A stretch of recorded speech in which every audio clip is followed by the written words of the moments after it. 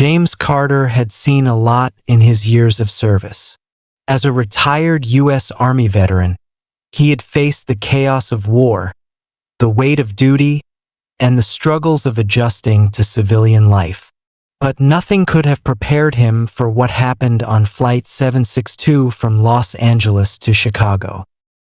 The flight had been routine until it wasn't. Somewhere over the Midwest, a heated argument broke out between James and a freelance flight attendant named Rebecca Moore. Passengers turned their heads as voices rose, tension thickening in the confined space. Then, in a shocking moment, Rebecca lashed out, physically attacking the veteran in front of stunned travelers. For a moment, the entire cabin fell into stunned silence. The sharp gasp of a nearby passenger cut through the air as James Carter stumbled back, gripping the armrest of his seat. Rebecca Moore stood over him, her chest rising and falling in rapid breaths, her fists still clenched. Nobody moved. Nobody spoke. Then chaos erupted. A woman in a business suit yelped and reached for the call button. A man in a baseball cap shot to his feet, his hands raised. "Hey, what the hell are you doing?" Someone shouted from the back. James, ever the soldier, didn't react with anger. He didn't even raise his voice. He simply looked up at Rebecca, his deep brown eyes searching hers. "What's wrong with you?" he asked, his voice calm but firm. Rebecca blinked as if she had just woken up from a trance. Her face, twisted with rage just moments before, now flickered with something else. Shock? Fear? Regret?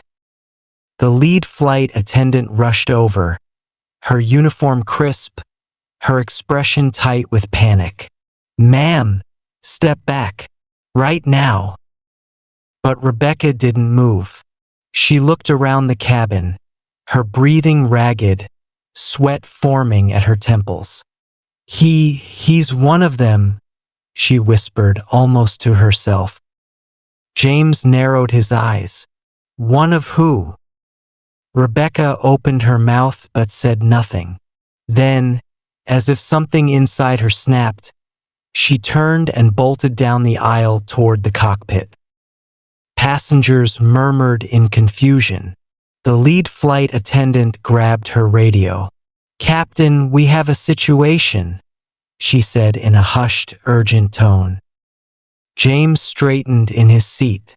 His instincts, honed from years of combat, screamed at him.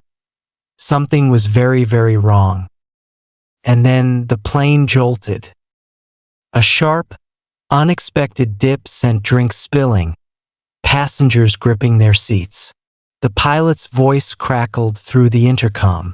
"Ladies and gentlemen, please remain calm." But the message cut off. James shot a glance toward the cockpit door. Rebecca was gone. And suddenly the real danger became clear. James Carter felt his heart pounding in his chest, but it wasn't fear. It was instinct. Something about Rebecca's reaction, her words, and now the sudden jolt of the plane all connected in a way that didn't sit right. Passengers were murmuring, some panicked, others confused. A child started crying in the back. The lead flight attendant, still gripping her radio, looked frozen for a moment before turning to James.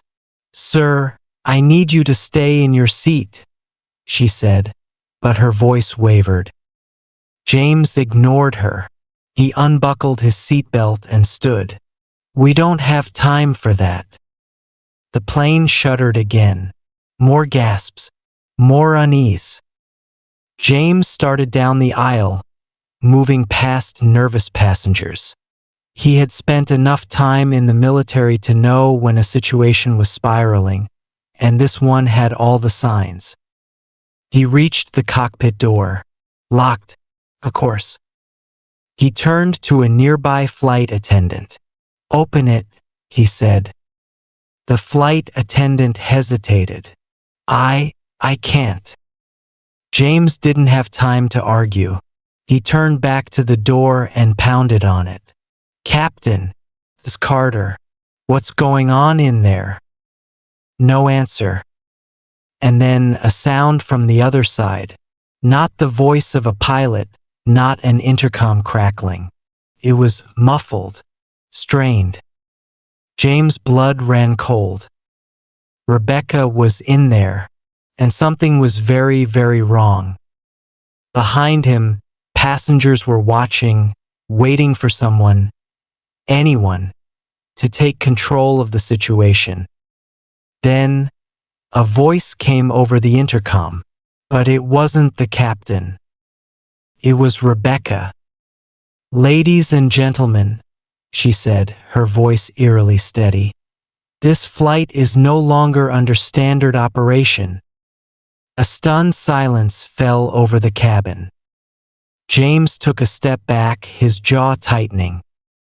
"I promise you," Rebecca continued, "this isn't what you think." Passengers started panicking. Some shouted. Others fumbled for their phones. The flight attendants were frozen, exchanging helpless glances. James, however, stayed focused. He pressed his ear against the door.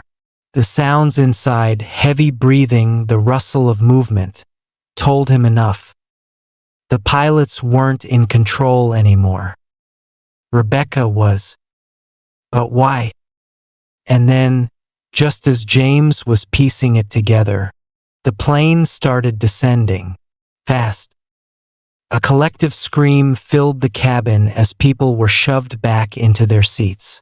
The cabin lights flickered. James braced himself. Whatever was happening, he had one mission now: stop Rebecca before it was too late. The plane's rapid descent sent drinks spilling, bags tumbling from overhead compartments, and passengers screaming in terror. Oxygen masks dropped from above, swaying wildly. James gritted his teeth, gripping the cockpit doorframe to steady himself. Rebecca's voice crackled over the intercom again. "I need you all to listen. This isn't an attack. This isn't a hijacking. But we cannot land in Chicago. If we do, people will die." Confusion rippled through the cabin, blending with the rising panic. James pressed his palm flat against the cockpit door. "Rebecca, open this door. Now." Silence. Then her voice, lower this time, just above a whisper. "I can't." James clenched his jaw. "What's happening in there?" No answer. He turned to the lead flight attendant, who was clutching the intercom phone, her knuckles white. "Do you have a security override?" She hesitated before nodding. "There's a code, but it only works if the pilots don't disable it from inside." James took a deep breath. "Try it." Her fingers trembled as she punched in a sequence on the keypad beside the door. A beep, another, then red light, locked. Rebecca had already secured the cockpit. James turned to the passengers. Some were crying, others frantically texting loved ones. A few were whispering, trying to make sense of it all. He scanned their faces, looking for anyone who might help. That's when his eyes landed on a young man in the second row. Tall, wiry, maybe in his mid-20s. His posture was too stiff.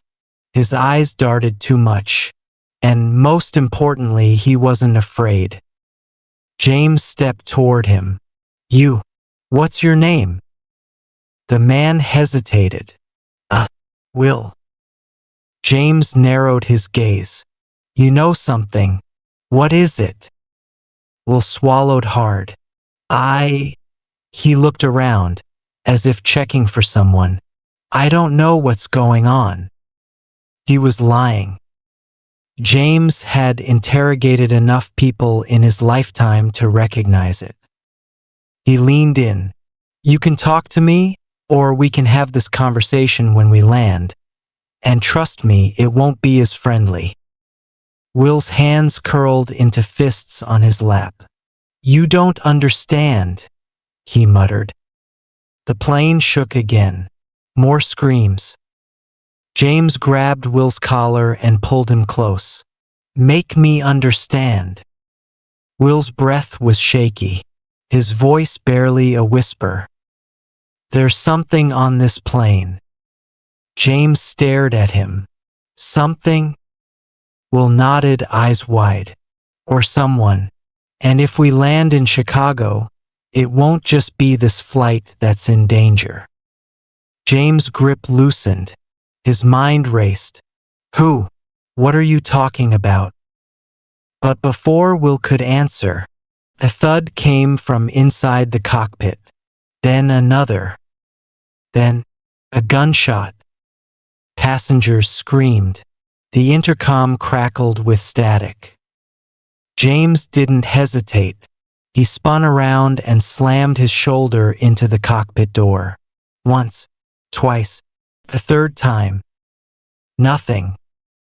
Then, Rebecca's voice, weak but urgent, came through the intercom.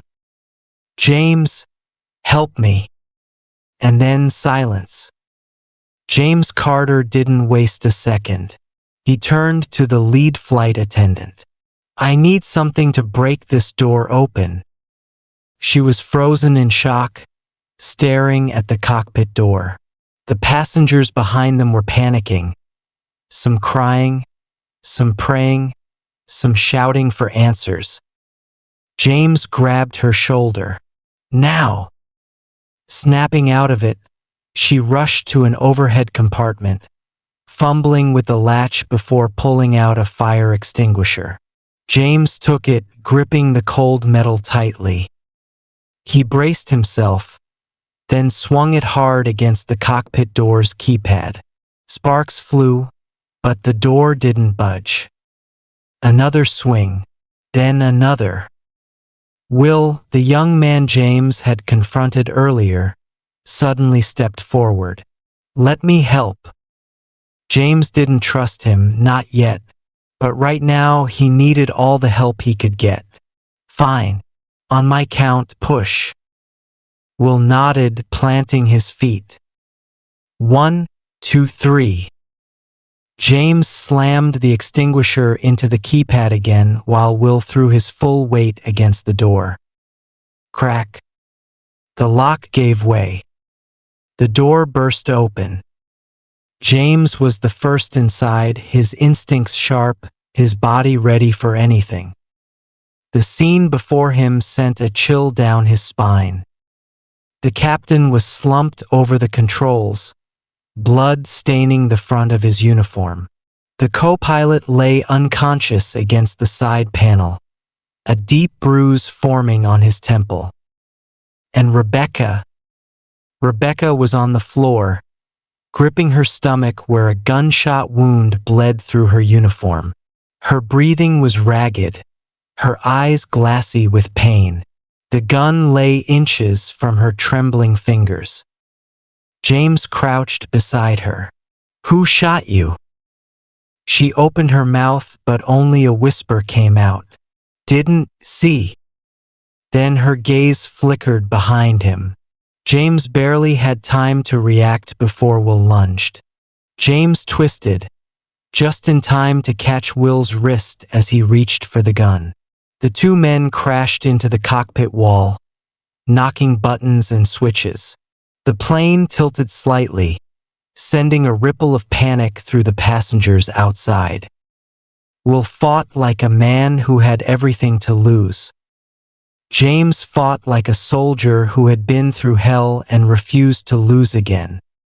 They grappled, fists flying, but James had the upper hand. With a swift move, he used Will's momentum against him, slamming him into the co-pilot's chair. The young man gasped, winded. James grabbed him by the collar. Tell me why we can't land in Chicago. Tell me now. Will coughed, his face twisted with panic. It's already too late. James narrowed his eyes. What's too late? Will's voice was barely above a whisper. There's a bomb on board. James' stomach dropped. Where? Will's eyes flicked toward the overhead compartments. James didn't hesitate. He turned to Rebecca, whose breathing was becoming weaker. Stay with me. Then he pressed the intercom button. Everyone stay calm. Do not open your bags. Do not move. I need complete silence. The passengers, already teetering on the edge of panic, looked at him with wide, terrified eyes. James turned back to Will. You're going to tell me exactly where it is. Will swallowed hard, his hands shaking. Then he said two words that sent ice through James' veins. Seat 14C. James turned toward the cabin. Row 14 was just a few feet away. And sitting in 14C was a quiet, elderly man with dark sunglasses, his hands resting calmly on his lap. He hadn't moved once since takeoff. And now he slowly turned his head and smiled. James locked eyes with the man in 14C. He wasn't panicking like the others. He wasn't even tense. Instead, he sat there eerily calm, as if he knew something no one else did. The plane rocked slightly as it continued its descent. Time was running out. James tightened his grip on Will. Who is he? Will swallowed hard. I don't know his name, but he's the one who planted the bomb. James released Will and took slow, measured steps toward 14C. The other passengers shrank away, their fear evident. But the old man didn't flinch. When James stopped in front of him, the man finally spoke. His voice was smooth, almost amused. You're too late, soldier. James glanced at the man's lap. His hands were clasped together, but beneath them, a small device blinked red. The bomb. James' mind raced. There was no time to call in a bomb squad. No way to safely land before it detonated. If this device went off in the air, everyone on board would die. He needed to act. Now. James took a step closer, keeping his voice steady. What do you want? The man tilted his head slightly. It's not about what I want. It's about sending a message. James clenched his jaw. And what message is that? The old man's lips curled into a faint smile. That fear still rules the skies. Enough. James lunged. He grabbed the man's wrists, forcing them apart. The passengers screamed as the struggle unfolded before them. The old man was stronger than he looked, resisting with surprising force. The device tumbled from his grasp and clattered onto the seat. James didn't hesitate. He slammed his fist into the old man's jaw, knocking him unconscious. Then he turned to the bomb. A small screen blinked rapidly. 00:23, 00:22, 00:21. 20 seconds. James grabbed it, heart pounding. His military training had prepared him for combat for hostage situations, but defusing a bomb at 30,000 feet, that was a different battle. Rebecca's weak voice crackled through the intercom. Red wire. Always the red wire. James gritted his teeth. It was a cliché, but right now it was all he had. 15 seconds. He flipped the device over. A mess of wires. Red, blue, yellow. He exhaled sharply. 11 seconds. No time to think. He grabbed the red wire. 9 seconds. And yanked. For a split second, everything seemed to stop. The blinking screen flickered. Then, black. Silence. James exhaled, his hands shaking. The bomb was dead. The plane jolted as the landing gear deployed. Outside, the Chicago skyline came into view. The city was safe. They had made it. The passengers erupted into sobs, cheers, relief washing over them like a tidal wave. James slumped into the nearest seat, his breath ragged. The weight of what had just happened crashed down on him. The nightmare was over. As the plane touched down, emergency crews swarmed the runway. FBI agents stormed inside, taking the unconscious man into custody, securing the bomb, and tending to the wounded. Rebecca was rushed out first. Before she was wheeled away, she grabbed James' wrist weakly. "Told you, red wire." James let out a tired chuckle. "Yeah, you did." Will was led away in cuffs. As he passed James, he hesitated. "I didn't want this, I swear." James didn't answer. He just watched as they took him away. As he stepped off the plane, the Chicago air was crisp against his skin. The sky was still, peaceful, as if nothing had happened. But James knew better. Because today fear hadn't won. And that was a victory worth holding on to.